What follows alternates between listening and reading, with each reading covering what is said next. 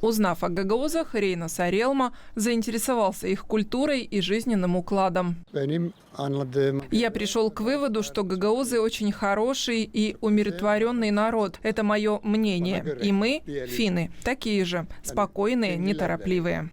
Теперь среди гагаузов у него есть друзья, с которыми он реализует различные проекты.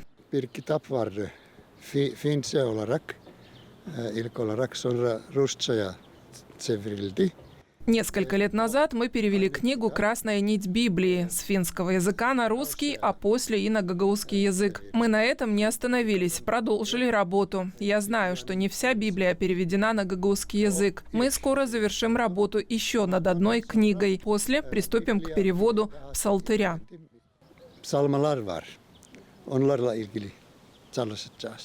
Рейно Сарелма 6-й раз приезжает в Гагаузию. Каждый раз он посещает новые населенные пункты. Но больше всего люблю Камрат. Рейно Сарелма хорошо говорит на нескольких языках. Родной финский, английский, немецкий, шведский, турецкий. Немного знает русский и испанский. Теперь изучает и гагаузский. Изучая язык, начинаешь лучше понимать и культуру этого народа.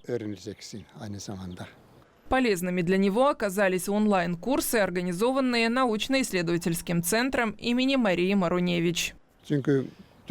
Гагаузский несложный язык, он схож с турецким. Но если речь идет о сохранении родного языка, то свои усилия должны объединить общество и власти, говорит Рейно Сарелма.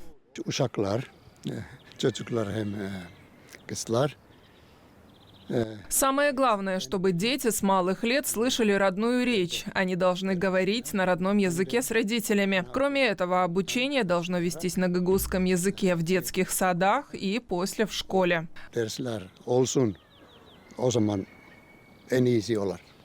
Валентина Чобан, Владислав Табачук, Алексей Герчу. Новости ГРТ.